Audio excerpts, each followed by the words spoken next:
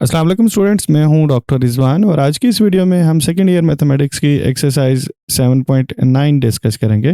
7.9 exercise भी exercise 7.6 की तरह हाइपरबोला के रिलेटेड है और अगर आप फेडरल बोर्ड की तरफ से प्रोवाइड किए गए एसएलओ बेस्ड डॉक्यूमेंट को देखें तो यहाँ पे आपके पास 3 डिफरेंट टॉपिक्स हैं जो कि इस एक्सरसाइज के रिलेटेड हैं। एंड ये एक्सरसाइज भी समेटिव डोमेन में से मीन एक इम्पॉर्टेंट एक्सरसाइज है अगर आप पेपर पॉइंट ऑफ व्यू से देखें, बिकॉज इन तीनों जो समेटिव डोमेन के पार्ट्स हैं इनमें से क्वेश्चन पूछा जा सकता है। हमें यहाँ पे यही मेंशन किया गया। सो अगर आप इन एसएलओ बेस्ड डॉक्यूमेंट्स को देखें तो एक्चुअली हमारे पास ये 4 टॉपिक्स ही रह गए हैं जो कि कॉनिक सेक्शन के रिलेटेड है। इसमें से ये फर्स्ट 3 टॉपिक एक्सरसाइज 7.9 के रिलेटेड है जो इस वीडियो में हमने डिटेल में डिस्कस करना है। एंड देन लास्ट टॉपिक को देखें तो इसमें एक्चुअली मेंशन किया गया कि आपको कॉनिक सेक्शन के कॉन्सेप्ट जो अभी तक आपने पढ़े रियल वर्ल्ड प्रॉब्लम पे अप्लाई करना आना चाहिए और रियल वर्ल्ड प्रॉब्लम की डिफरेंट एप्लीकेशंस भी यहाँ पे मेंशन है। ये एक्सरसाइज 7.10 जो कि लास्ट एक्सरसाइज होगी इस चैप्टर की, उसमें हम डिटेल में डिस्कस कर रहे होंगे। सो 7.9 के टॉपिक को देखें तो यहाँ पे मेंशन है कि आपको पॉइंट ऑफ इंटरसेक्शन फाइंड करना आना चाहिए हाइपरबोला का और स्ट्रेट लाइन का। सो यस, ये अगेन जिस तरह से हमने पैराबोला के केस में किया, जिस तरह से हमने सर्कल के केस में किया, हमने एलिप्स के केस में किया, इसी तरह से यहाँ पे भी अगर एक स्ट्रेट लाइन गिवन है और एक हाइपरबोला गिवन है तो आपको उनका पॉइंट ऑफ इंटरसेक्शन फाइंड करना आना चाहिए, जो कि बहुत सिंपल है। आप दोनों की इक्वेशंस को सॉल्व करते हैं तो पॉइंट ऑफ इंटरसेक्शन मिल जाता है। सेकेंडली अगर आप देखें तो आपको equation of tangent to hyperbola in slope form पता होना चाहिए। ऑब्वियसली टेंजेंट लाइन की इक्वेशन अगर आप लिखें तो y equal to m x plus c होती है। किसी भी स्ट्रेट लाइन की इक्वेशन एग्जैक्टली इसी तरह की होती है और टेंजेंट भी एक स्ट्रेट लाइन होता है। तो इस तरह की फॉर्म में आपको टेंजेंट इक्वेशन फाइंड करनी आनी चाहिए। एंड लास्टली अगर आप देखें तो आपको equation of tangent and normal to the hyperbola at any given point वो कैलकुलेट करना आना चाहिए। तो डेफिनेटली उस केस में आपको स्लोप रिक्वायर्ड होगा और स्लोप टेंजेंट के लिए dy बाई डी एक्स के थ्रू आप कैलकुलेट करते हैं। एंड नॉर्मल के लिए अगर आपने कैलकुलेट करना है तो इसी का रेसिप्रोकल ले लेंगे एंड नेगेटिव के साथ मल्टीप्लाई कर लेंगे तो नॉर्मल लाइन का भी स्लोप हमें मिल जाएगा। तो ये टॉपिक्स हैं जिस तरह से हमने एलिप्स और हाइपरबोला के केस में किए, ये टॉपिक एग्जैक्टली इसी तरह से उन एक्सरसाइजेज में भी हैं जो कि प्रीवियस एक्सरसाइजेज में कर चुके हैं। So main concept exactly same रहेगा बट क्वेश्चन डिफरेंट होंगे। तो 7.9 एक्सरसाइज इस वक्त आपको स्क्रीन पे शो हो रही है। तो अगर आप इसको देखें तो यहाँ पे टोटल 8 क्वेश्चन है। ओके, सो अब मैं इन 8 क्वेश्चंस को देखूं। यस, क्वेश्चन नंबर 1 में देखें तो आपने yes length of chord find करना है और वो लेंथ ऑफ कॉर्ड कौन सी कॉर्ड की बात हो रही है, जो कि actually straight line and hyperbola के इंटरसेक्शन पे जो पॉइंट बनेंगे उनके बीच में जो कॉर्ड लेंथ होगी वो हमने फाइंड करनी है। इसी तरह से हमने सेकंड क्वेश्चन में m की वैल्यू फाइंड करनी है सच डैट ये स्ट्रेट लाइन जो है वो इसके टेंजेंट हो। तो हम देखेंगे कि क्या कंडीशन यहाँ पे बनती है। यस, इसी तरह से हमने इक्वेशन ऑफ टेंजेंट कैलकुलेट करनी है जो इस स्पेसिफिक लाइन के पैरेलल हो। तो इस हाइपरबोला की टेंजेंट बट इस स्पेसिफिक लाइन के पैरेलल हमने वो टेंजेंट कैलकुलेट करना है। और इसी तरह से क्वेश्चन 4 एंड सो ऑन आगे भी कुछ क्वेश्चन है। सो हम 1 बाय 1 इनको देख लेते हैं। आसान एक्सरसाइज है, यस इतना मुश्किल कॉन्सेप्ट नहीं है but paper point of view से ये इम्पॉर्टेंट है। सो हम सबसे पहले क्वेश्चन नंबर 1 को देख लेते हैं। सो यस, हमारे पास एक लाइन गिवन है और एक हाइपरबोला गिवन है। यस, हाइपरबोला में देखें तो यहाँ पे पॉजिटिव साइन x वेरिएबल के साथ है। सो इट्स मीन हमारा जो एक्सिस है एक्सिस ऑफ हाइपरबोला वो x एक्सिस के पैरेलल होगा। मीन ये कुछ इस तरह की शेप इस हाइपरबोला की होगी। तो यस, अब इस हाइपरबोला के साथ लाइन के केस में डिफरेंट सिनेरियोज हो सकते हैं और वो ये हैं कि एक स्ट्रेट लाइन हो और वो हाइपरबोला की किसी एक ब्रांच को लेफ्ट वन या राइट वन को 2 पॉइंट पे कट कर ले। यस, दूसरा सिनेरियो ये हो सकता है कि ये स्ट्रेट लाइन एक्चुअली हाइपरबोला के किसी स्पेसिफिक पॉइंट पे टेंजेंट हो, जैसे कि इस वक्त देख सकते हैं इस स्पेसिफिक पॉइंट पे ये लाइन टेंजेंट है। एंड थर्डली ये भी सिचुएशन हो सकती है कि एक लाइन जो है वो हाइपरबोला को कट ही ना करे। यस, एक लास्ट सिचुएशन ये भी हो सकती है कि स्ट्रेट लाइन यहाँ पे हाइपरबोला की दोनों ब्रांचेस को इंटरसेक्ट कर रही हो और इस तरह से जिस तरह से पिंक कलर में हमने एक लाइन रिप्रेजेंट की हुई है कि वो दोनों ब्रांचेस को कट कर रही है। सो यस, अब ये कैसे आइडिया होगा, हमारे पास ये पॉइंट्स कैसे आएंगे, पॉइंट ऑफ इंटरसेक्शन कैसे आएंगे, और इस केस में क्या होगा, हम कैसे फाइंड करेंगे। सो आपको हाइपरबोला गिवन है एंड आपको स्ट्रेट लाइन की इक्वेशन गिवन है।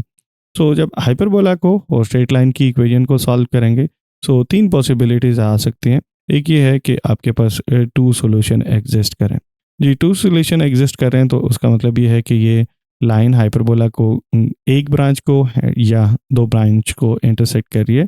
तो टू सॉल्यूशन एग्जिस्ट करने का मतलब है कि ये इंटरसेक्ट कर रही है दो पॉइंट्स पे। एंड देन नेक्स्ट एक पॉइंट ये हो सकता है, एक सिचुएशन ये हो सकती है कि वन सॉल्यूशन एग्जिस्ट करे, मीन वो जो सॉल्यूशंस हैं वो रिपीटेड हों। ओके, वन सॉल्यूशन एग्जिस्ट, उस केस में ये लाइन टेंजेंट होगी। ओके, ये टेंजेंट के लिए कंडीशन है। देख लें, एक ही पॉइंट पे अगर इंटरसेक्ट करिए तो इसका मतलब है वो टेंजेंट लाइन होगी। ओके, यहाँ पे आप कह सकते हैं कि ये इंटरसेक्टिंग लाइन है। इंटरसेक्ट करिए, इंटरसेक्ट एक जगह से ज़्यादा जगह पे कट करिए।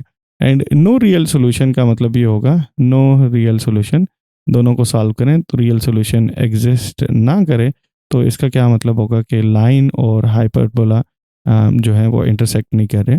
Line does not intersect hyperbola. तो यस, उस केस में ये ब्लैक वाली जिस तरह लाइन का सिचुएशन है ये वो बन रहा होगा। सो इसी तरह से हमने एलिप्स और हाइपरबोला एंड सर्कल के केस में भी एग्जैक्टली यही हमने डिस्कशन किए थे। सो हम हाइपरबोला की इक्वेशन लिख लेते हैं जो कि है 2x² - 3y² and +7x and -4y and +13 = 0। Yes, this is our equation number 1। Secondly अब लाइन की इक्वेशन भी लिख सकते हैं 2x + y एंड -1 = 0। लाइन वाली को पहले भी लिख सकते हैं, हाइपरबोला वाली को बाद में भी लिख सकते हैं। फिर लाइन वाली इक्वेशन 1 आ जाएगी एंड हाइपरबोला वाली इक्वेशन 2 आ जाएगी। इससे फ़र्क नहीं पड़ता, किसी भी जगह पे लिख लें, ये लाइन है और ये आपके पास हाइपरबोला है। सो अब आपने क्या करना है, पॉइंट ऑफ इंटरसेक्शन कैसे फाइंड कर रहे होते हैं। पॉइंट ऑफ इंटरसेक्शन वो पॉइंट होता है जो दोनों लाइन एंड हाइपरबोला पे लाई कर रहा होगा। सो इसका मतलब ये है कि वो ऐसा पॉइंट होगा जो इन दोनों इक्वेशंस को भी सेटिस्फाई कर रहा होगा। So point of intersection find करने के लिए एक्चुअली हम क्या कर रहे होते हैं, दोनों इक्वेशंस को सॉल्व कर रहे होते हैं। तो सॉल्व कैसे किया जाए, सेकंड वाले में से हम y की वैल्यू फाइंड कर लेंगे। y की ही क्यों वैल्यू फाइंड कर रहे हैं, x की वैल्यू भी फाइंड की जा सकती है, बट x की वैल्यू फाइंड करने से मुझे यहाँ पे फ्रैक्शन बन जाएगा, y का कोफिशिएंट 1 ही है। तो बेस्ट ये है कि आप y की वैल्यू फाइंड कर लें, तो ये -2x एंड +1 आ जाएगा और इसको आप फर्स्ट इक्वेशन में पुट कर लें। आपके माइंड में आ सकता है कि यस, फर्स्ट इक्वेशन से कोई वेरिएबल फाइंड करके उसे सेकंड में पुट कर सकते हैं। यस, लॉजिकली वो भी ठीक होगा, बट थोड़ा सा मुश्किल हो जाएगा। यहाँ पे लाइन की इक्वेशन लीनियर है, सो लीनियर वेरिएबल में से आपको अगर कोई वेरिएबल फाइंड करना है, यहाँ सेकंड इक्वेशन को देखें तो यहाँ स्ट्रेट लाइन की इक्वेशन लीनियर है, सो यहाँ से एक वेरिएबल फाइंड करना बहुत आसान है। इस मेथड को हम एलिमिनेशन मेथड बोल रहे होते हैं। दो वेरिएबल में आपके पास फर्स्ट इक्वेशन है, सो हमने एक वेरिएबल को एलिमिनेट कर लेना है। तो जहाँ पे आपको y नज़र आ रहा है वहाँ पे y की ये वैल्यू रिप्लेस कर लें जो कि आपने सेकंड इक्वेशन से फाइंड किया है। सो 7x एंड -4 एंड इसके साथ भी 2x एंड +1 लिख लेंगे एंड +13 = 0। जी, अब इसको फर्दर सिंप्लीफाई कर लेंगे। So 2x² and -3 and square open किया जा सकता है, so 4x² and -4x and +1। Okay, and then 7x इसी तरह से आ जाएगा और minus plus 8x and then -4 and +13 = 0। So अब इनको सिंप्लीफाई कर लेंगे, ये 15x आ जाएगा। इसी तरह इन दोनों को सिंप्लीफाई कर लेंगे तो ये 9 आ जाएगा प्लस साइन के साथ। फर्दर इन टर्म्स को भी सिंप्लीफाई किया जा सकता है। सो 2x² -3 4 12x² and minus plus 3 4 12x and -3 and plus यहाँ से 15x आ जाएगा और यहाँ से आपके पास पॉजिटिव का 9 आ रहा है = 0। क्वाड्रेटिक इक्वेशन बन गया है, इनको फर्दर सिंप्लीफाई कर लेते हैं।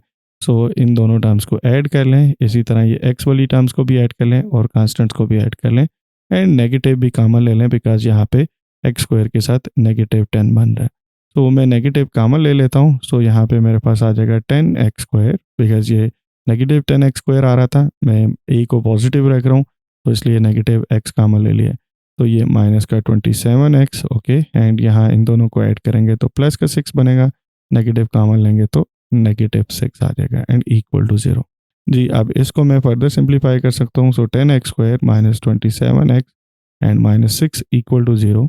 आप इस क्वाड्रेटिक इक्वेशन को आप क्वाड्रेटिक फार्मूला से सॉल्व कर लें। सो माइनस बी, सो 25 एक्चुअल, सो 27 एक्चुअली आ जाएगा। बी की वैल्यू यहाँ पे -27 है, तो 27 का square, okay, and -4, and then a is 10 and c is -6 and whole divided by 2 into 10, okay, and then मैं फिर इसको फर्दर सिंप्लीफाई कर सकता हूँ। So x equal to 27 and plus minus, तो यस यहाँ पे अगर आप इसको सिंप्लीफाई करें सो 969 आ जाएगा एंड होल डिवाइडेड बाय 20 आ जाएगा। यस यहाँ पे आपके पास दो वैल्यूज़ आ गई हैं एंड दोनों रियल हैं, सो इसका मतलब है line intersects hyperbola at two different point, और ये उस पॉइंट के एक्स कोऑर्डिनेट है एंड वाई कोऑर्डिनेट फाइंड करना है, तो इस इक्वेशन में यहाँ पे पुट कर लेंगे तो वाई कोऑर्डिनेट भी आ जाएंगे। तो नाउ वाई कोऑर्डिनेट्स, ओके, जो कि आ जाएंगे -2 into 27 and plus minus 969 divided by 20 and then +1। So ये वाई कोऑर्डिनेट भी आ गए। आप इसको फर्दर सिंप्लीफाई करना चाहें तो लिख सकते हैं। तो यहाँ से -27 एंड माइनस प्लस हो जाएगा, ओके, माइनस जब मल्टीप्लाई करेंगे and 969 and divided bye 10, and अगर आप फर्दर एलसीएम लेना चाहें तो 10 इधर भी मल्टीप्लाई भी कर लें एंड 10 से डिवाइड भी कर लें। सो y इक्वल टू 10 डिवीजन में आ जाएगा एंड 27 के साथ जब ये ऐड होगा so -17 and minus plus and then √969। So ये y कोऑर्डिनेट्स उसके आगे। सो यस, अब आप क्या कर सकते हैं, आप पॉइंट 1 लिख सकते हैं which is point of intersection, और उसमें आप पॉजिटिव वाले केस की बात करें तो ये आपके पास पॉइंट 1 के कोऑर्डिनेट आ जाएंगे 969 divided by 20, and y coordinate की बात करें तो -17 एंड -√969 डिवाइडेड बाय 10, बिकॉज यहाँ पे साइन अपोजिट है, जब पॉजिटिव होगा तो नेगेटिव कंसिडर करेंगे एंड जब नेगेटिव होगा तो पॉजिटिव कंसिडर करेंगे, and 27 and -969 divided by 20, and then यहाँ पे अब आपने पॉजिटिव साइन के साथ 969 डिवाइडेड बाय 10 कंसिडर कर लेना है। तो अब इन दोनों पॉइंट्स के बीच में डिस्टेंस कैलकुलेट किया जा सकता है। सो P1 P2 distance, this is, so yes, आप डिस्टेंस फार्मूला अप्लाई करके यहाँ पे देख लें तो 27 के साथ कैंसिल आउट हो जाएगा, ये पॉजिटिव का और ये नेगेटिव का, तो नेगेटिव नेगेटिव पॉजिटिव हो जाएगा, डिवीजन में 400 आ जाएगा एंड टॉप पे 2 इंटू 969 का स्क्वायर √969 का square, okay, and then plus sign के साथ इसी तरह यहाँ पे अब 17 कैंसिल आउट हो जाएंगे और ये दोनों ऐड हो जाएंगे, तो यहाँ पे भी 2 इंटू 969 का whole square and divided by 100, 10 का स्क्वायर 100 आ जाएगा। जी, मैं अब इसको P1 P2 जो कि डिस्टेंस है इन दो पॉइंट्स के बीच में, ओके, सो यहाँ पे अब हम इसका एलसीएम ले लेते हैं। सो 400 एलसीएम आएगा, सो 400 को मैं डिवीजन में लिख लेता हूँ। सो यस, यहाँ पे देखें तो एक्चुअली 4 टाइम आ रहा है, सो 4 इधर मल्टीप्लाई हो जाएगा और ये 4 एंड देन 4 आ जाएगा, ओके। अब 4 आप कह सकते हैं कि एलसीएम है, दोनों सेम हो गए, एंड यहाँ से अगर आप 2 एंड √969 को कॉमन ले लें तो यहाँ से 1 एंड +4 बन जाएगा। यस, यहाँ पे अगर आप सिंप्लीफाई करें तो आप इस तरह से भी लिख सकते हैं, yes, 969 under root and square, okay, yes, ये अंडर रूट का स्क्वायर है। यस, यहाँ से आप देखें तो 4 इंटू 5 एक्चुअली 20 आ जाएगा, एंड 20 को आप इधर 400 के साथ भी यहाँ पे बैलेंस कर सकते हैं। तो यस, यहाँ से आप लिख सकते हैं D equal to under root में यस 20 इसके साथ बैलेंस आउट कर लें, सो डिनोमिनेटर में 20 आ जाएगा एंड टॉप पे 969 आ जाएगा। So yes, this is our final answer. Okay, अब इसका क्वेश्चन नंबर 2 देख लेते हैं। यस, यहाँ पे हमें m की वैल्यू फाइंड करनी है। m एक अननोन कांस्टेंट है जो कि यहाँ इक्वेशन ऑफ लाइन में अपीयर हो रहा है, सच डैट आपके पास ये m की वैल्यू ऐसी हो कि ये लाइन टेंजेंट बन जाए इस हाइपरबोला के। सो यस, यहाँ पे देख लें तो अगर हाइपरबोला कुछ इस तरह का है, सो टेंजेंट होने का मतलब ये हुआ कि आप ये किसी भी जगह पे हो सकता है। आपने m की ऐसी वैल्यू फाइंड करनी है कि ये लाइन जस्ट हाइपरबोला को एक ही पॉइंट पे इंटरसेक्ट करे। सो उस केस में डेफिनेटली फिर आपके पास अगर एक ही पॉइंट ऑफ इंटरसेक्शन होगा तो इन दोनों का पॉइंट ऑफ इंटरसेक्शन जब फाइंड करेंगे तो वो एक्चुअली ए की वैल्यू आएगी। इन अदर वर्ड आप रिपीटेड रूट वाला केस की बात कर रहे होंगे। तो सबसे पहले आप इक्वेशन ऑफ लाइन लिख लें which is 3x and plus 4y and plus m equal to 0। So ये इक्वेशन नंबर 1 है। और इसी तरह से आप हाइपरबोला वाली इक्वेशन को इक्वेशन नंबर 2 कह लें।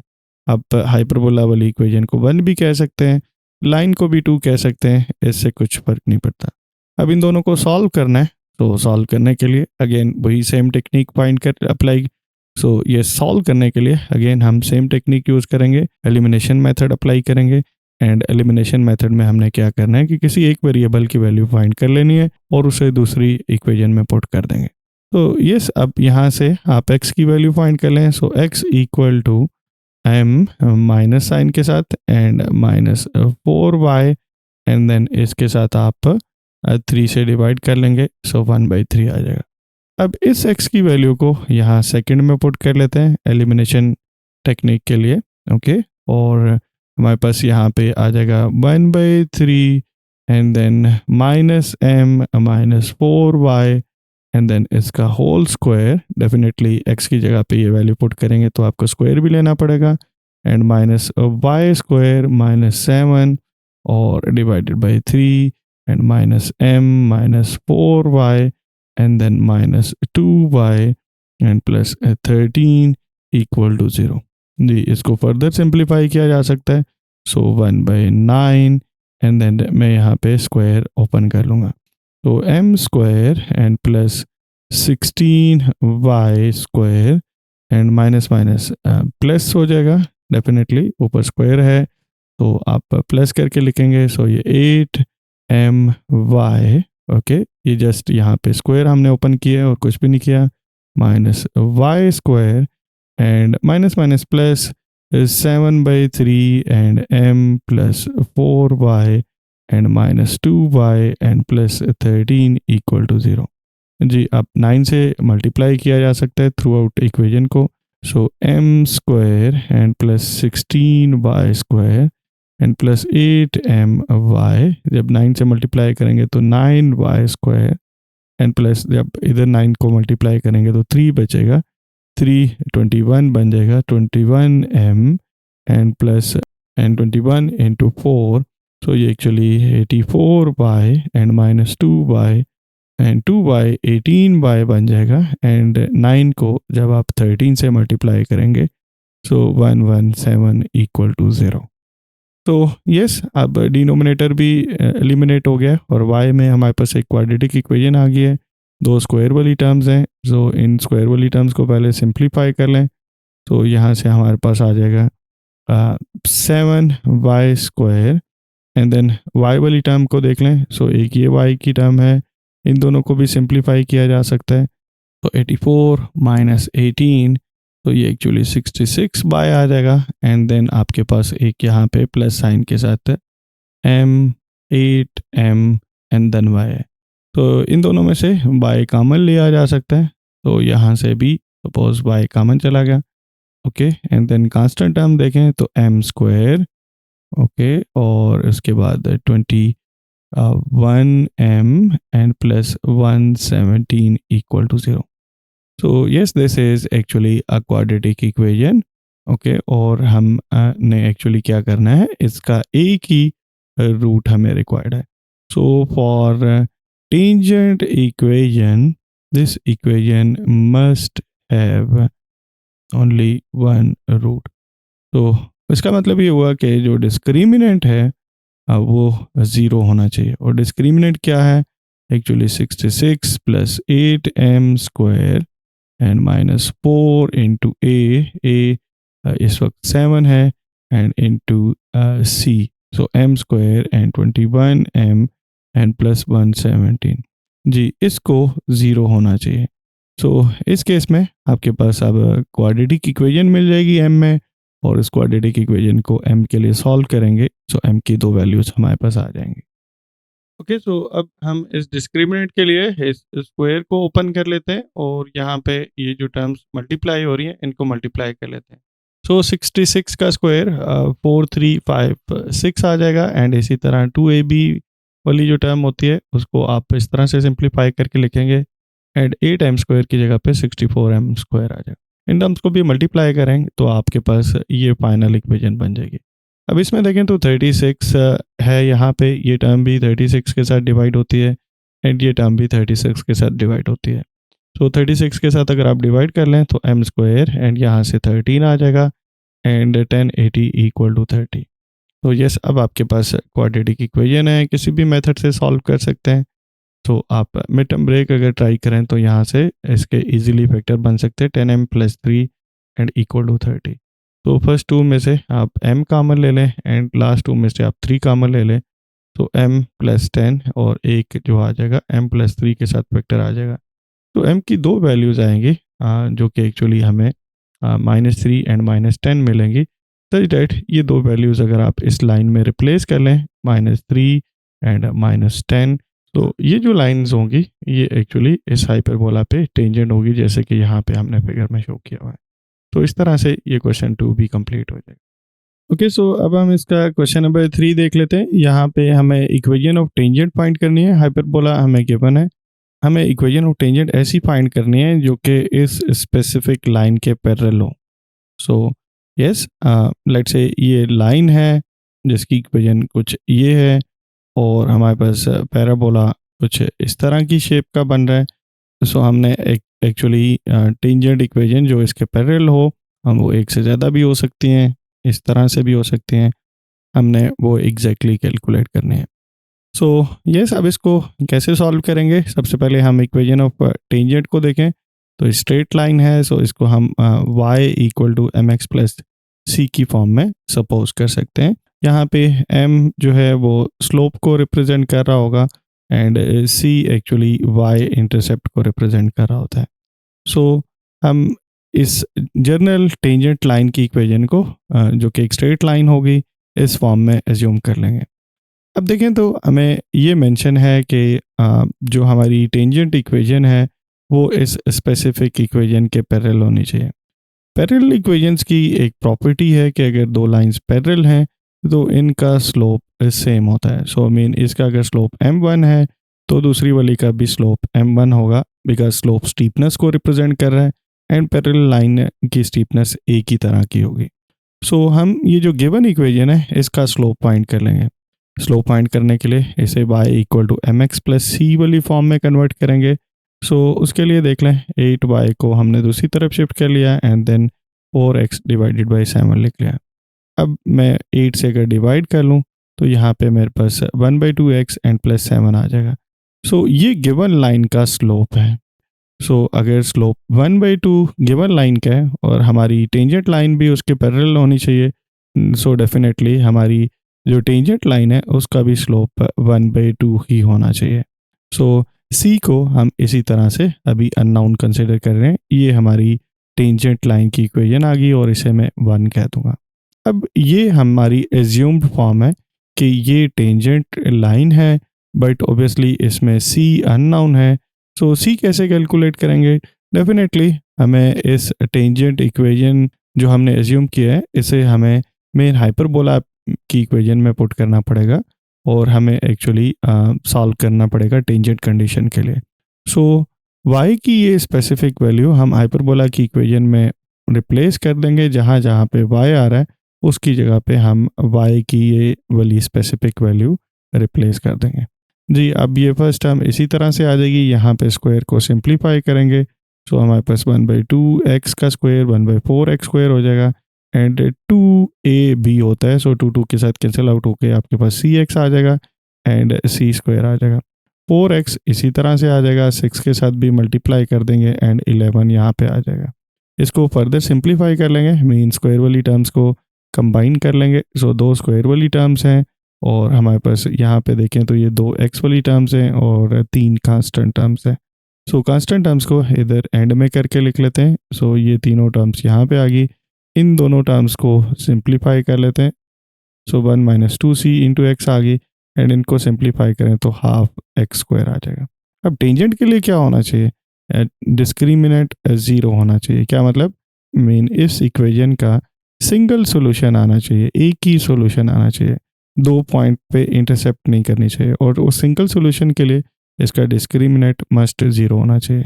सो अब इस इक्वेशन का डिस्क्रिमिनेंट देखें तो वो b square mean 1 - 2c square and then 4 into a की वैल्यू 1/2 थी, सो 4 को 1/2 से मल्टीप्लाई करेंगे तो 2 बच जाएगा, एंड सी जो कि यहाँ पे पुट कर लें।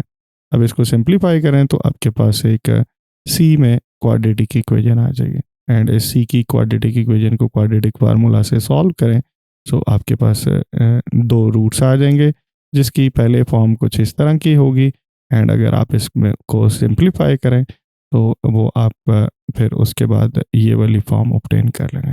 तो सी की वैल्यू सिंप्लीफाई करने के बाद हमारे पास कुछ ये आ गई है। अब वो सी की वैल्यू एक बार पॉजिटिव केस में y इक्वल टू 1/2 x जो इक्वेशन एज्यूम की थी, जिसे इक्वेशन 1 बोला था, यहाँ पे पुट करूँ और एक बार नेगेटिव पुट करूँ तो हमारे पास टेंजेंट लाइन की इक्वेशंस आ जाएंगे। सो ये एक्चुअली टेंजेंट लाइंस की इक्वेशन है जिनका स्लोप देखें तो 1/2 है दोनों लाइंस का, मीन ये गिवन लाइन के पैरेलल भी हैं और इस हाइपरबोला के टेंजेंट भी हैं। सो इस तरह से ये क्वेश्चन नंबर 3 भी कंप्लीट हो जाएगा। ओके, सो अब क्वेश्चन नंबर 4 को देख लें तो ये भी इसी तरह का क्वेश्चन है। हमें हाइपरबोला की इक्वेशन गिवन है और हमें एक्चुअली एक टेंजेंट की इक्वेशन फाइंड करनी है जो कि इस स्पेसिफिक लाइन के परपेंडिकुलर हो, एंड फर्दर हमें वो पॉइंट भी फाइंड करना है जहाँ पे ये लाइन टेंजेंट है। सो जिस तरह से प्रीवियस केस में हमने टेंजेंट की इक्वेशन फाइंड की है किसी स्पेसिफिक लाइन के पैरेलल, एग्जैक्टली उसी तरह से होगा, जस्ट थोड़ा सा डिफरेंस है। वो ये है कि हम इक्वेशन उसी तरह से सपोज कर लेंगे the equation of tangent to hyperbola is y equal to mx plus c. m यहाँ पे स्लोप है, प्रीवियस केस में हमने ये स्लोप पैरेलल लाइन की कंडीशन को यूज़ करते हुए फाइंड किया था। अब यहाँ पे गिवन ये है कि टेंजेंट लाइन, लेट्स से ये मैं ब्लैक कलर में इसे रिप्रेजेंट करता हूँ, ये गिवन लाइन के लेट्स से उसे ब्लू कलर की फॉर्म में रिप्रेजेंट कर लें, ये दोनों परपेंडिकुलर हैं। सो डेफिनेटली मुझे ये इस ब्लैक वाली लाइन का स्लोप चाहिए जो कि m है, मैं ब्लू वाली लाइन का स्लोप यहाँ से कैलकुलेट कर लूँगा। सो यस, यहाँ से देख लेते हैं ब्लू लाइन का स्लोप क्या बनता है, बड़ी इजीली कैलकुलेट कर सकते हैं।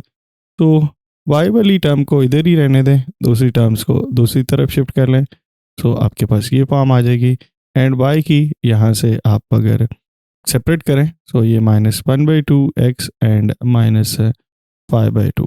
सो इधर से आपको ये समझ आ रहा है कि ये जो ब्लू लाइन है इसका स्लोप एक्चुअली -1/2 है। सो यस, ये इस केस में स्लोप है। अब परपेंडिकुलर लाइन में क्या होता है, अगर दो लाइंस परपेंडिकुलर हों तो उनके स्लोप का प्रोडक्ट एक्चुअली -1 होता है। अगर लेट्स से मैं इस लाइन के स्लोप को m1 कह दूं तो m को जब आप m1 से मल्टीप्लाई करेंगे तो आंसर -1 के इक्वल आना चाहिए।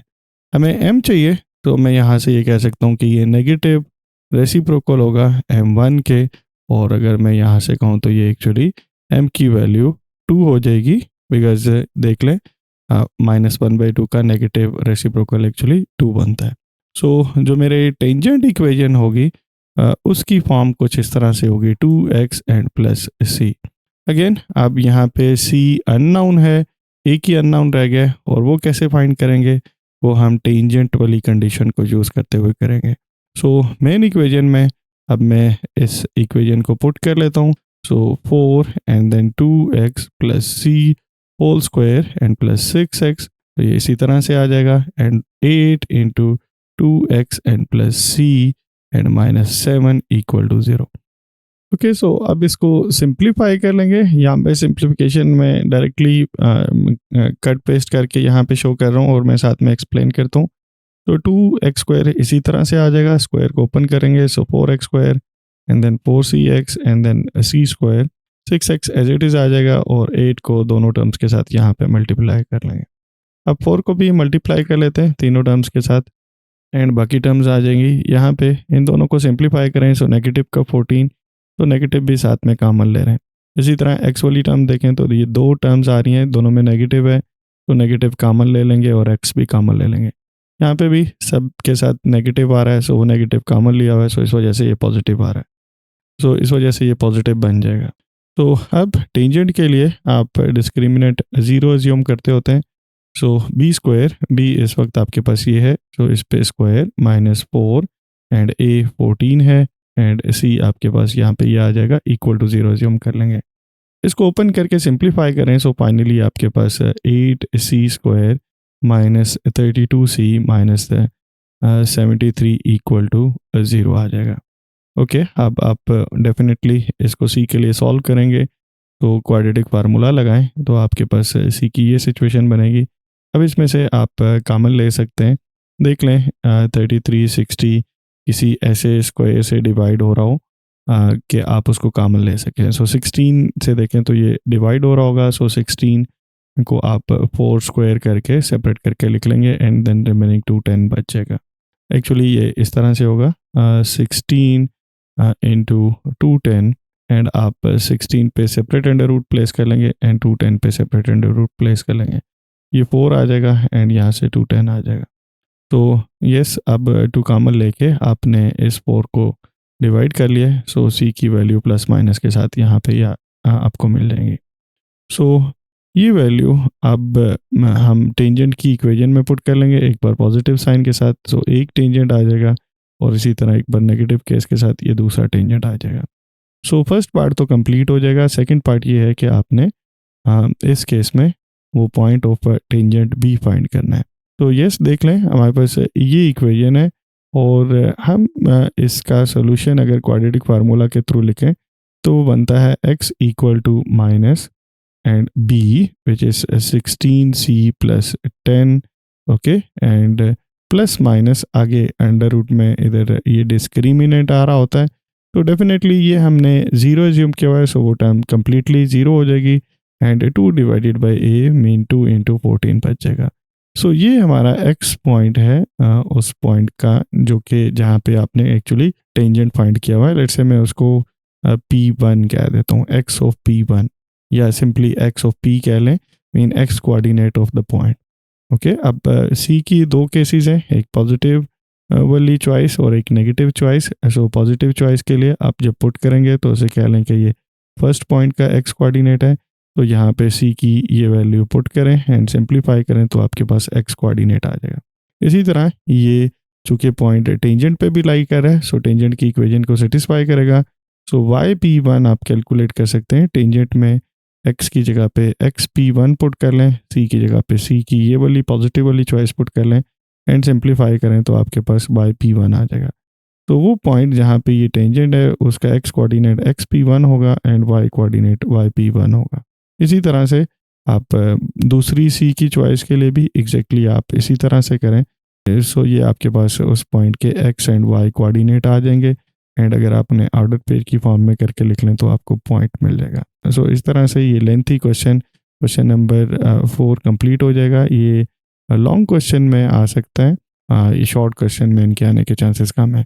तो 4 क्वेश्चन हो गए, अब 4 क्वेश्चन रिमेनिंग है, सो हम उनको देख लेते हैं कि वो कैसे अटेम्प्ट किया जा सकता है। ओके, सो अब क्वेश्चन नंबर 5 देख लेते हैं। यहाँ पे हमें equation of tangent and normal line find करना है। हाइपरबोला की इक्वेशन गिवन है एंड जिस पॉइंट पे हमें actually tangent and normal line की इक्वेशन फाइंड करनी है वो पॉइंट भी गिवन है। तो एक्चुअली यहाँ पे अगर आप चेक करें तो x की टर्म पॉजिटिव है, y की टर्म नेगेटिव है। सो इट्स मीन हमारे पास जो एक्सिस ऑफ हाइपरबोला होगा वो एक्चुअली x एक्सिस होगा। तो x एक्सिस होने का मतलब ये है कि हमारे पास कुछ इस तरह की सिचुएशन होगी, ये एक्सिस ऑफ हाइपरबोला होगा एंड डेफिनेटली फिर उस केस में ब्रांचेस कुछ इस तरह से होंगी। अब यहाँ पे एक्चुअली हमने करना क्या है, एक स्पेसिफिक पॉइंट मेंशन है 2 एंड 3, लेट्स से वो यहाँ राइट साइड पे बनता है। वैसे ओरिजिनल आप हाइपरबोला को प्लॉट करके देख सकते हैं कि वो लेफ्ट ब्रांच पे बन रहा है या राइट ब्रांच पे बन रहा है। लेट्स से मैं एक पॉइंट मार्क कर लेता हूँ और मैं इसको जनरल कोऑर्डिनेट ही दे देता हूँ, सपोज x1 एंड y1 कह देता हूँ। मैं ये स्पेसिफिक वाले कोऑर्डिनेट चूज़ नहीं करता। सो इस पॉइंट पे 2 तरह की लाइंस आप हमेशा ड्रा कर सकेंगे। एक लाइन जो कि इस पॉइंट पे टेंजेंट होगी, जस्ट इसी पॉइंट पे कट करके हाइपरबोला को यहाँ से पास कर जाएगी एंड सेकंड इस टेंजेंट के परपेंडिकुलर भी आप एक लाइन ड्रॉ कर सकते हैं। ये जो ब्लू कलर मैंने रिप्रेजेंट की हुई है, इस जो परपेंडिकुलर टू टेंजेंट लाइन है इसे हम नॉर्मल लाइन बोलते हैं, और इस वक्त ये रेड लाइन जो है ये एक्चुअली टेंजेंट लाइन कहलाएगी। सो यस, हमने इस क्वेश्चन में एक्चुअली ये स्पेसिफिक पॉइंट गिवन है हमें, जो कि 2 3 है। इस पे हमने इस टेंजेंट लाइन की इक्वेशन एंड नॉर्मल लाइन की इक्वेशन फाइंड करनी है। एक चीज़ यहाँ पे इम्पोर्टेंट ये है कि जब भी दो लाइन से परपेंडिकुलर हों तो उनके स्लोप का प्रोडक्ट -1 होता है।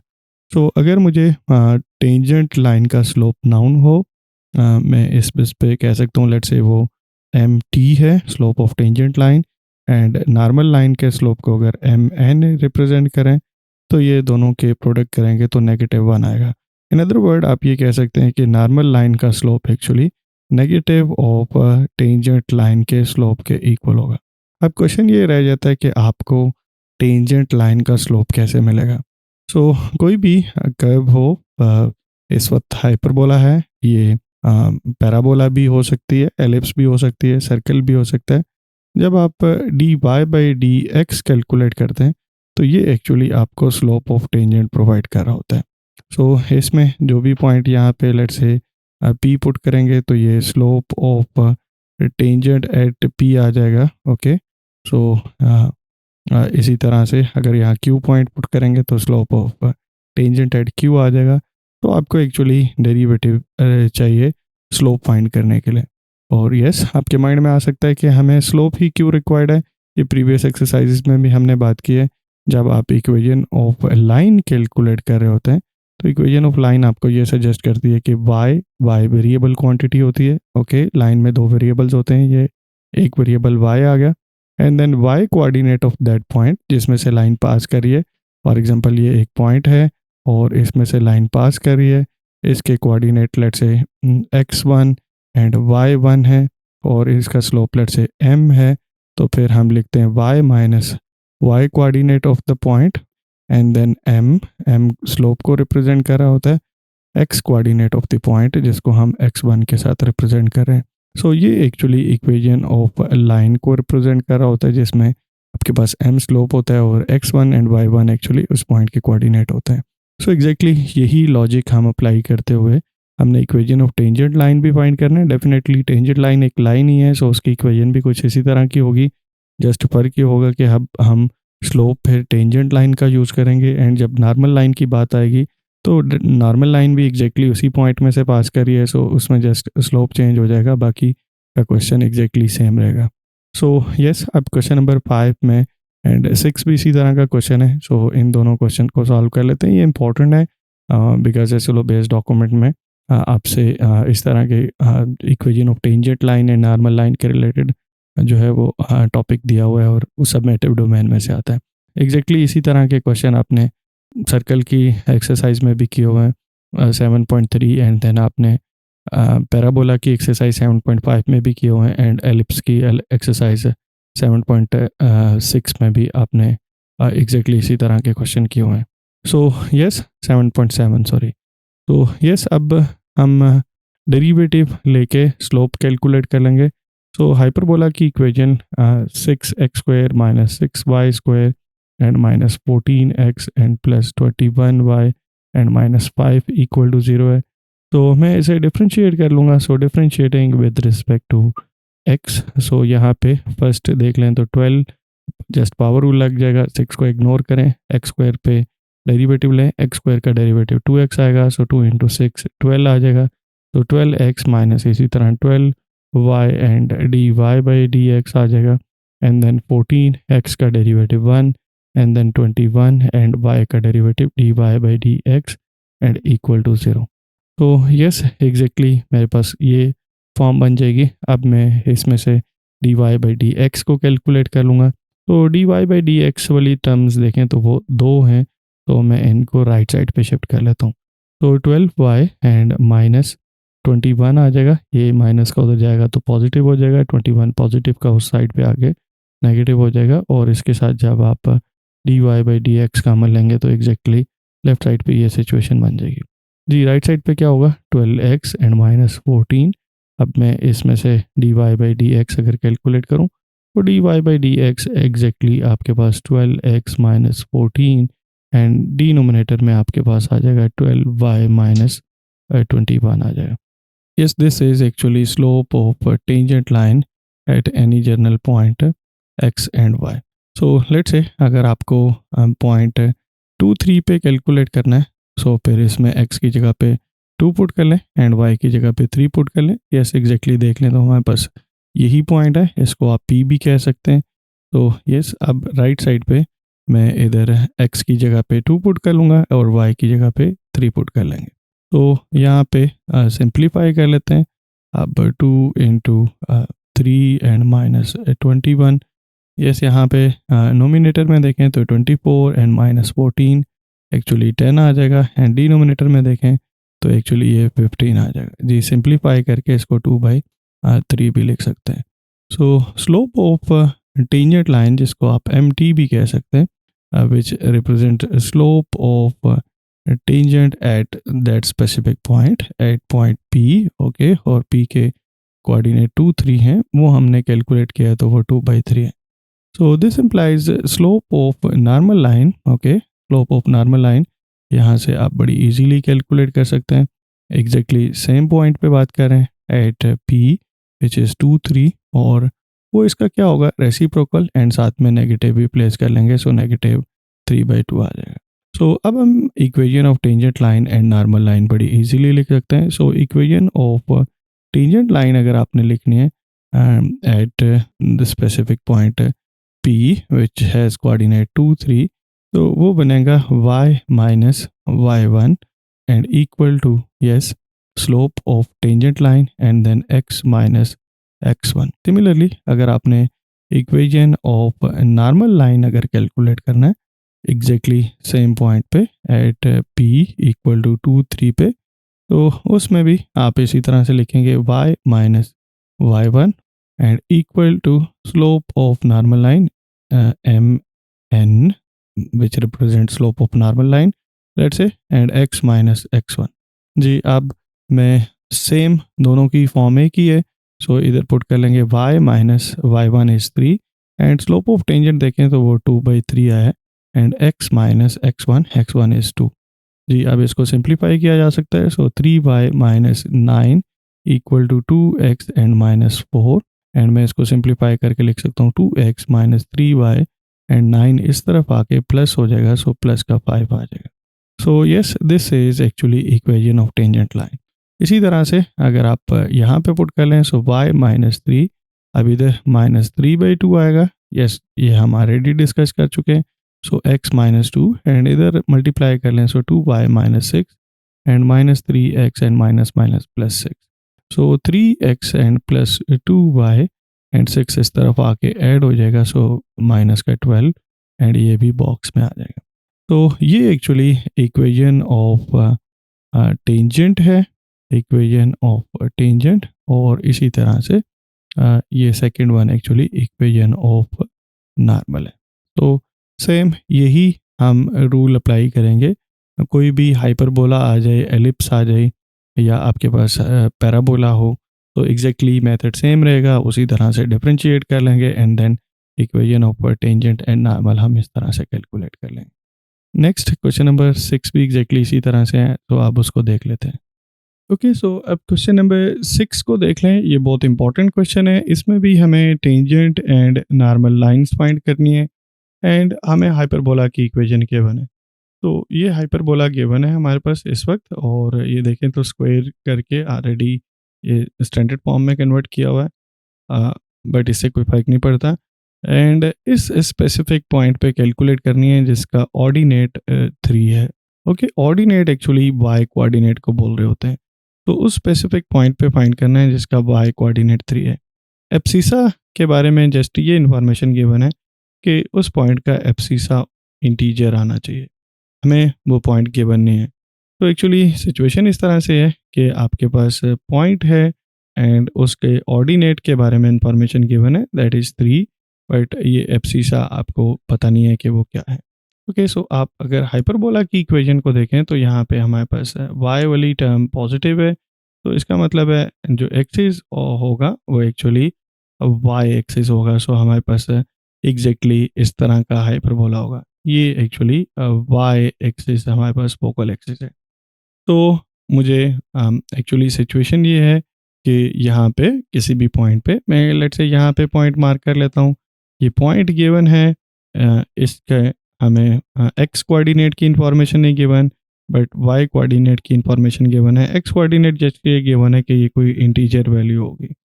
एंड देन आप इस पे टेंजेंट लाइन, ये जो रेड कलर में ये लाइन फाइंड करनी है कि इसकी इक्वेशन क्या है। एंड इसी तरह ब्लू लाइन जो इस टेंजेंट लाइन के परपेंडिकुलर है, हमें इसकी इक्वेशन फाइंड करनी है कि वो क्या है। तो सबसे पहले तो आपको इस पॉइंट के जो एक्स कोऑर्डिनेट है उसकी वैल्यू को फाइंड करना होगा।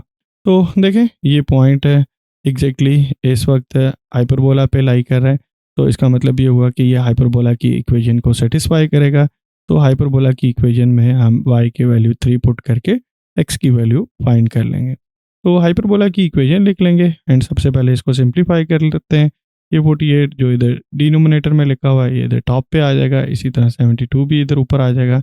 एंड ये जो 25 है दोनों में, इसको आप राइट साइड पे शिफ्ट कर लेंगे। सो यही इक्वेशन सिंप्लीफाई करके कुछ इस तरह से लिखी जा सकती है। 48 into y minus 7 by 4 whole square and 74 इधर टॉप पे आ जाएगा, so x minus 7 by 6 whole square and ये 25 जो डिनोमिनेटर में ये राइट साइड पे आके मल्टीप्लाई हो जाएगा। अब मैं इस पे देखें तो हमें मैं इस तरह से भी कर सकता हूँ। देख लें मुझे x की वैल्यू फाइंड करनी है, तो x को उस तरफ शिफ्ट कर लें एंड 25 को इस तरफ शिफ्ट कर लें। तो x वाली टर्म इधर आके आप लिख सकते हैं 72 into x minus 7 by 6 whole square and 48 के साथ देख लें तो -21 आ जाएगा, ये इस तरफ आएगा तो नेगेटिव हो जाएगा। अब इसको फर्दर सिंप्लीफाई कर लेते हैं। y की वैल्यू 3 गिवन है, तो ये पुट किया और यहाँ पे एलसीएम ले लिया, सो 4 एलसीएम आ जाएगा। सो 3 4 12 हो जाएगा exactly and -7 whole square and -25। जी अब इसको फर्दर भी सिंप्लीफाई किया जा सकता है। टॉप पे 5 आ जाएगा एंड 5 का स्क्वायर 25 हो जाएगा। इधर बॉटम पे देखें तो 4 का स्क्वायर 16 बनेगा। 16 48 के साथ डिवाइड होने के बाद 3 मिल जाएगा। ये वैल्यू अभी इस स्टेज में हम इसी तरह से कीप कर लेंगे। नेक्स्ट अब राइट साइड पे मैं फर्दर सिंप्लीफिकेशन कर लेता हूँ। सो 3 इंटू 20 5 एंड देन 25 कॉमन ले लें, सो 2 इंटू 25 आ जाएगा एंड देन यहाँ से 72 को अब मैं राइट साइड पे डिवाइड कर लेता हूँ। तो 2 इसके साथ कैंसिल आउट होगा, सो 25 डिवाइडेड बाई 36। नेक्स्ट स्टेप में मैं इस 25 डिवाइडेड बाई 36 को 25 एक्चुअली 5 है एंड 36 एक्चुअली 6 का स्क्वायर है, सो आप लिख सकते हैं 5 डिवाइडेड बाई 6 होल स्क्वायर। तो दोनों तरफ अंडर रूट ले लेंगे बिकॉज लेफ्ट साइड पे वेरिएबल क्वांटिटी है, सो हमें यहाँ पे प्लस माइनस साइन के साथ दोनों चॉइसेस कंसीडर करनी पड़ेंगी। एंड नेक्स्ट स्टेप में 7/6 उस तरफ जाके ऐड होगा एक बार, तो प्लस साइन कीप करेंगे 7/6 पॉजिटिव का एंड 5/6 इसी तरह 7/6 पॉजिटिव का एंड नेगेटिव के साथ 5/6। जी इधर एलसीएम ले लें तो आपके पास 6 एलसीएम आ जाएगा, टॉप से 12 आएगा, सो 6 इसके साथ बैलेंस आउट होके 2 आ जाएगा। इसी तरह इधर एलसीएम लें तो टॉप से 2 आएगा एंड एलसीएम 6 है, तो ये 1/3 मिल जाएगा। 1/3 तो रैशनल है, तो हम इसको तो कंसिडर नहीं करेंगे, हमें इंटीजर चूज़ करना है। और अगर आप x इक्वल टू 2 को देखें तो यस ये इंटीजर है, सो यही हमारा पॉइंट होगा। तो अब मैं equation of tangent and normal line लिख लूँगा। तो yes equation of tangent line देखें तो y माइनस y1 की वैल्यू हमें 3 गिवन है, पॉइंट का y कोऑर्डिनेट है ये गिवन है and then slope and x minus x1 and x1 की वैल्यू पॉइंट अभी हमने कैलकुलेट कर लिया है, ये 2 बनती है, तो ये वैल्यू हम यहाँ पे पुट कर लेंगे। अब क्वेश्चन ये है कि स्लोप ऑफ टेंजेंट लाइन क्या है। इसी तरह से आप इक्वेशन ऑफ नॉर्मल लाइन लिखें तो y minus y1 and slope of normal line जो हमें अभी इस वक्त इस स्टेज पे पता नहीं है एंड x माइनस x1 की वैल्यू एग्जैक्टली 2 ही चूज़ करेंगे एंड y1 की वैल्यू 3 ही चूज़ करेंगे बिकॉज जो हमारा पॉइंट है उसके x कोऑर्डिनेट 2 है एंड y कोऑर्डिनेट 3 है और यही एक्चुअली उस पॉइंट के कोऑर्डिनेट्स होते हैं जिसमें से लाइन पास कर रही होती है। तो अब क्वेश्चन ये रह गया कि जस्ट ये स्लोप ऑफ टेंजेंट लाइन कैसे कैलकुलेट करें और उससे slope of normal line automatically मिल जाएगा। तो slope of tangent line calculate करने के लिए हम इक्वेशन को दोबारा लिख लेंगे और इक्वेशन को सिंप्लीफाइड फॉर्म में कन्वर्ट कर देंगे जिस तरह से प्रीवियस केस में किया है। अब टेंजेंट लाइन का स्लोप डेरिवेटिव के इक्वल होता है, सो हम डिफरेंशिएट कर लेंगे विद रिस्पेक्ट टू एक्स। तो यहाँ पे पावर रूल लग जाएगा, तो 48 पहले है, 2 स्टार्ट में आ जाएगा एंड यहाँ से पावर एक कम कर लेंगे, सो 2 - 1 1 आ जाएगा एंड देन बेस का डेरिवेटिव लेंगे, सो y का डेरिवेटिव dy/dx, 7/4 का डेरिवेटिव 0। इसी तरह से ये 2 72 के साथ मल्टीप्लाई हो जाएगा और पावर में से एक कम हो जाएगा, सो x - 7/6। राइट साइड पे 25 है, सो 25 का डेरिवेटिव 0। फर्दर मैं सिंप्लीफाई कर सकता हूँ, मुझे dy/dx चाहिए बिकॉज dy/dx टेंजेंट लाइन के स्लोप को रिप्रेजेंट कर रहा होता है। सो यस, अब इनको ये जो नेगेटिव वाली टर्म्स हैं इसको राइट साइड पे शिफ्ट कर लें एंड इसके साथ डिवाइड कर लें, 2 पहले ही कैंसिल आउट हो जाएगा, तो 72 डिवाइडेड बाई 48 आ जाएगा। फर्दर आप 24 के साथ डिवाइड कर सकते हैं, तो 24 को 2 से मल्टीप्लाई करें 48 एंड 24 को 3 से मल्टीप्लाई करें तो 72। जी, अब यहाँ पे मेरे पास 3 डिवाइडेड बाई 2 बच जाएगा एंड x - 7/6 एंड y की जगह पे यहाँ पे वैल्यू पुट कर लिया और x की वैल्यू भी पुट कर लिया।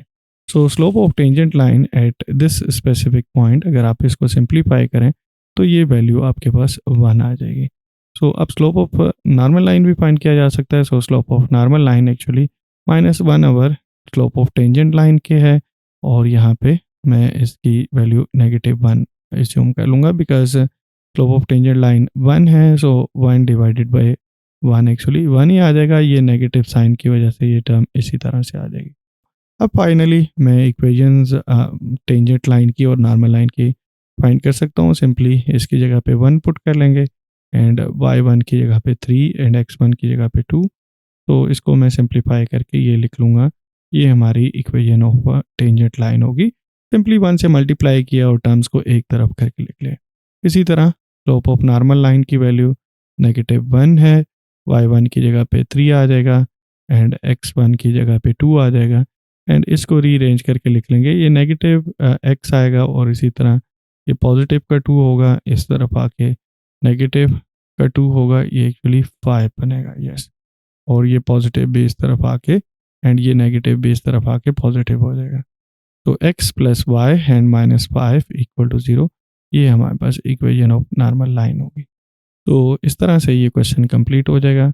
अब नेक्स्ट क्वेश्चन को देख लेते हैं। ओके, सो अब क्वेश्चन नंबर 8 को देख लेते हैं। The line 12x - 5 × √11 - 50 = 0 is tangent to the hyperbola x² divided by 25 - y² divided by 4 = 1. Find the point where tangent line intersect focal axis of the hyperbola। वो पॉइंट फाइंड करना है जहाँ पे टेंजेंट लाइन फोकल एक्सिस को intersect करेगी। Also find the ratio in which the point of intersection divides between the foci।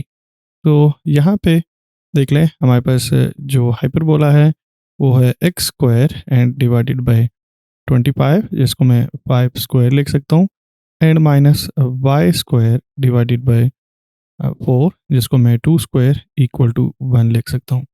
तो standard equation के साथ अगर इसको देखें तो यहाँ पे इसका सेंटर x² है, तो definitely x coordinate of centre वो 0 होगा एंड इसी तरह y² है, सो y कोऑर्डिनेट ऑफ सेंटर भी 0 होगा। मीन ये हाइपरबोला है इस वक्त 0 पे सेंटर्ड है। फर्दर अगर आप देखें तो x² वाली टर्म पॉजिटिव है, तो इसका मतलब ये हुआ कि फोकल एक्सिस जो है अब वो x एक्सिस होगा।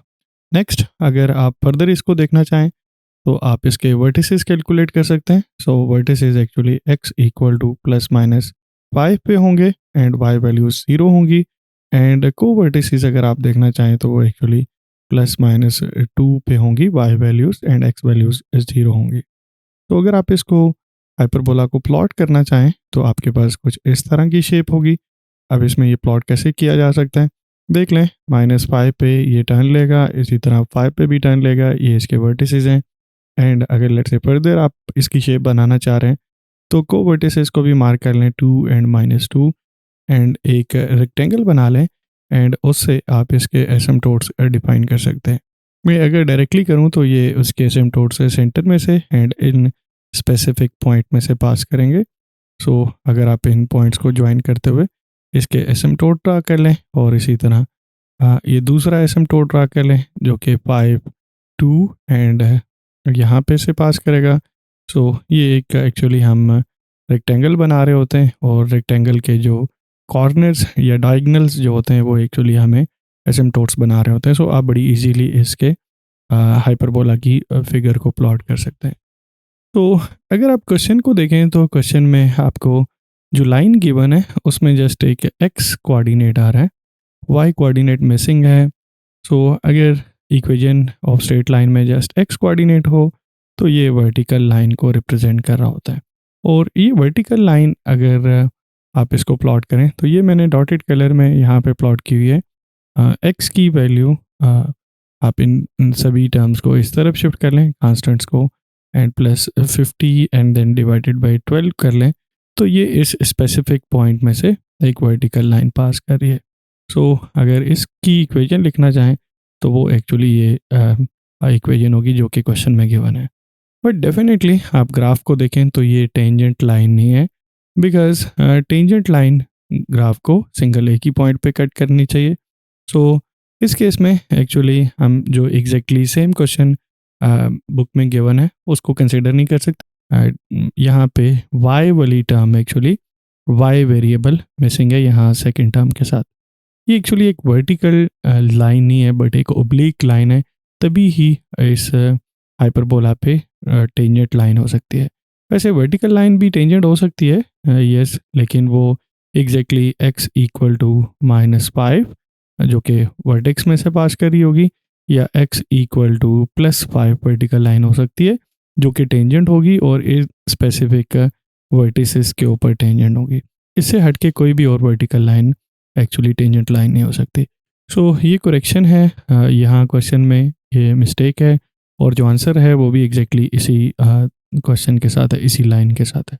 तो अगर हम यहाँ पे y कंसिडर करके इस लाइन को प्लॉट करें तो ये इस रेड टाइप की लाइन बन रही है।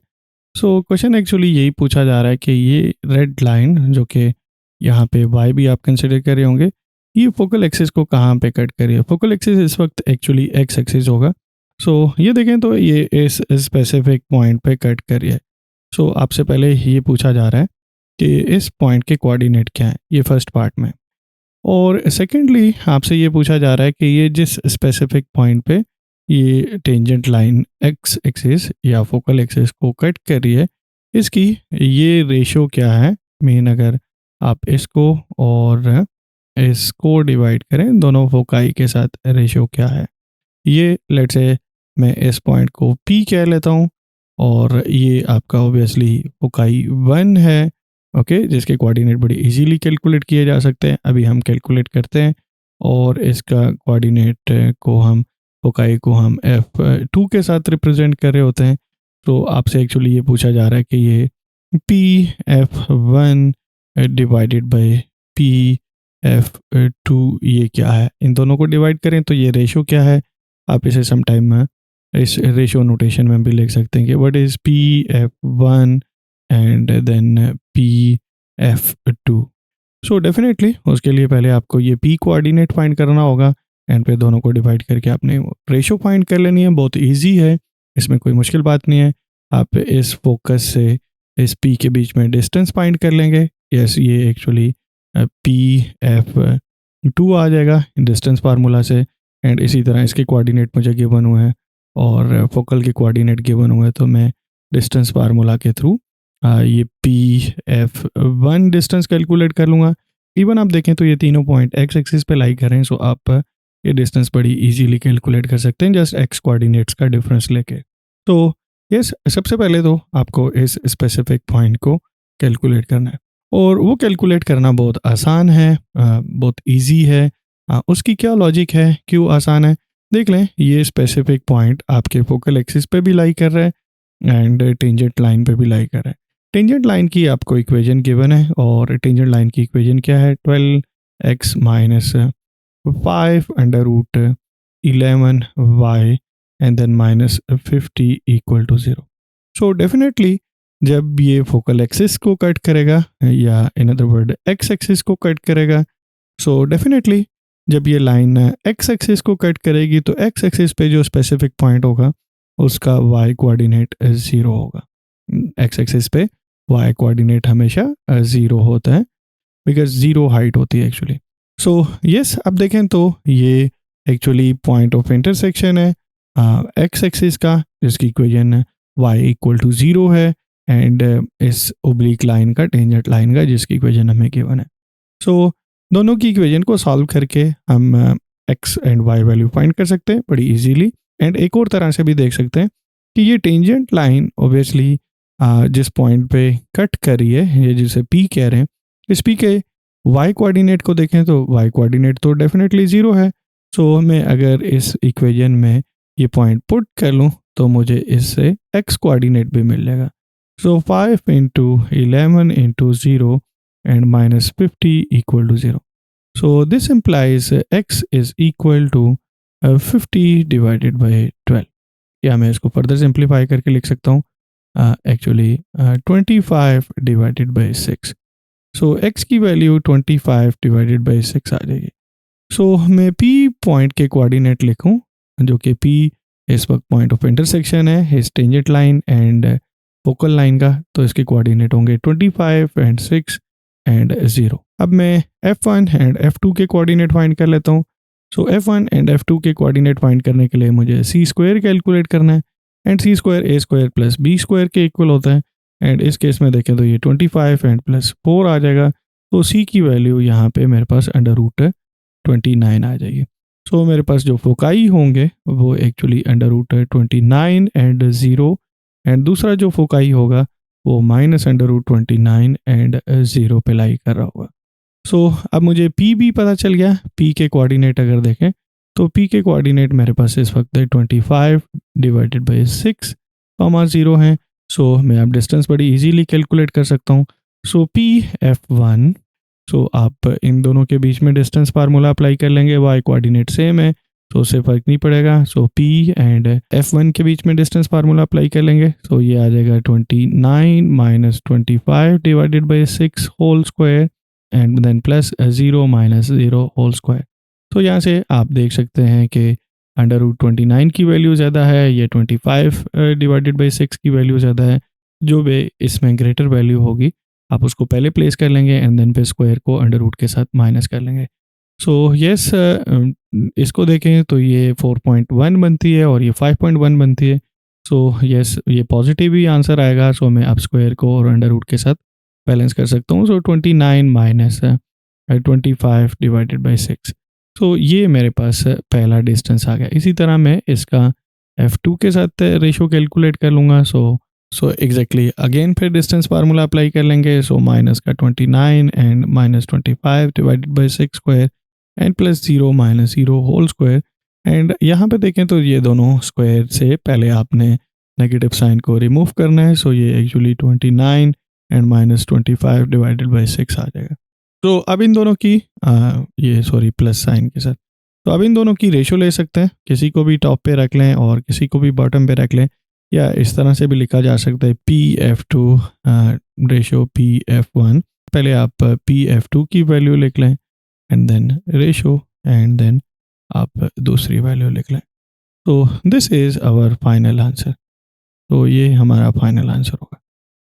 ओके, सो अब हम इसका लास्ट क्वेश्चन देख लेते हैं। ये एक थ्योरम टाइप की स्टेटमेंट है, इतना इंपॉर्टेंट नहीं है बिकॉज हमारे पास जो SLO बेस्ड डॉक्यूमेंट है उसमें इस तरह की कोई इंस्ट्रक्शन नहीं है कि जर्नल थ्योरम टाइप के जो क्वेश्चन है वो भी पूछे जा सकते हैं। सो यस, इसमें इसकी स्टेटमेंट देख लें। Prove that tangent at any point on hyperbola makes equal angles with the line joining the point with foci of the hyperbola.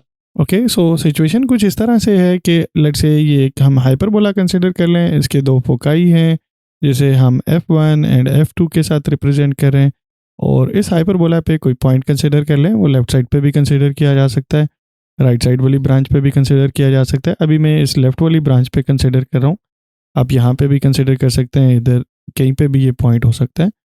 उस पॉइंट को लेट्स से मैं P कह रहा हूँ और ये कोई भी पॉइंट हो सकता है। सो इसके coordinate let's say x1 and y1 है।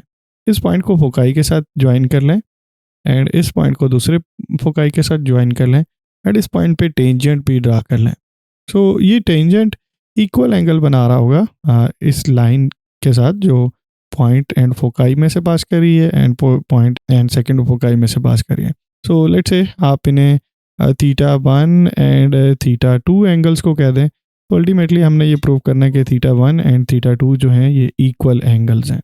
सो हम एंगल्स कैसे फाइंड कर रहे होते हैं, ये दो लाइंस है हमारे पास, इनके बीच में एंगल फाइंड करना है। सो हम जब भी दो लाइंस हों इनके बीच में एंगल थीटा अगर आप फाइंड करना चाह रहे हो सो आप टेंजेंट ऑफ थीटा लिख सकते हैं। ये actually m2 minus m1 yes in दोनों लाइंस के स्लोप्स का magnitude and divided bye 1 plus m1 and m2 का प्रोडक्ट होता है। ओके सो यहाँ पे इस वक्त हमारे पास डिफरेंट लाइंस हैं, सो हम इन लाइंस के बीच में एंगल फाइंड करेंगे। सो लिख कुछ इस तरह से सकते हैं कि हम एक जनरल हाइपरबोला कंसिडर कर रहे हैं, x square divided by A square minus y square divided by B square equal to 1। Definitely इसके साथ जो फोकाई होंगे वो एक्स एक्सिस पे लाई करेंगे बिकॉज इसका फोकल एक्सिस एक्स एक्सिस है, एक्स वाली टर्म पॉजिटिव है। तो फोकाई के कोऑर्डिनेट को मैं सी एंड 0 के साथ रिप्रेजेंट कर रहा हूँ। सेकेंड फोकाई जो है डेफिनेटली उसके कोऑर्डिनेट माइनस सी एंड 0 होंगे। और सी क्या है, सी actually A square plus B square के साथ डिफाइन होता है हाइपरबोला में। तो सी स्क्वायर अगर आप कैलकुलेट करें तो ये ए स्क्वायर प्लस बी स्क्वायर है, तो सी एक्चुअली इसका अंडर रूट होगा। ओके और हम किसी भी पॉइंट पे जिसके कोऑर्डिनेट x1 y1 हमने कंसिडर किए हुए हैं वहाँ पे टेंजेंट ड्रा कर लिया है एंड थीटा 1 एंड थीटा 2 जो है वो एंगल हमने कंसिडर किए हुए हैं कि थीटा 1 जो एंगल है वो टेंजेंट एंड पी एफ 1 के बीच में है एंड थीटा 2 जो एंगल है वो टेंजेंट एंड पी एफ 2 के बीच में जो एंगल बन रहा है उसको हम कह रहे हैं। और हमने यही प्रूव करना है कि ये दोनों एंगल इक्वल हैं। सो एक्चुअली मुझे ये 3 लाइन्स रिक्वायर्ड हैं और इन 3 लाइन्स के स्लोप्स रिक्वायर्ड हैं। सो यहाँ पे देखें तो फोकाई के कोऑर्डिनेट तो C0 हैं और दूसरे फोकाई के कोऑर्डिनेट माइनस C0 हैं और जो पॉइंट कंसिडर किया हुआ है x1 y1 कंसिडर किया हुआ है। सो ये जो ब्लू कलर के लाइंस हैं जो कि एक्चुअली पॉइंट एंड फोकाई में से पास कर रहे हैं, यहाँ पे 2 पॉइंट स्लोप फार्मूला हम अप्लाई कर सकते हैं एंड जो रेड कलर की लाइन है जो कि टेंजेंट लाइन है इसका स्लोप हम डेरिवेटिव के थ्रू कैलकुलेट कर सकते हैं। सो एक्चुअली हम यही करेंगे। तो पी एफ 1 का स्लोप अगर आपने कैलकुलेट करना है, मैं इसे m1 के साथ रिप्रेजेंट कर रहा हूँ, this is actually slope of P F 1।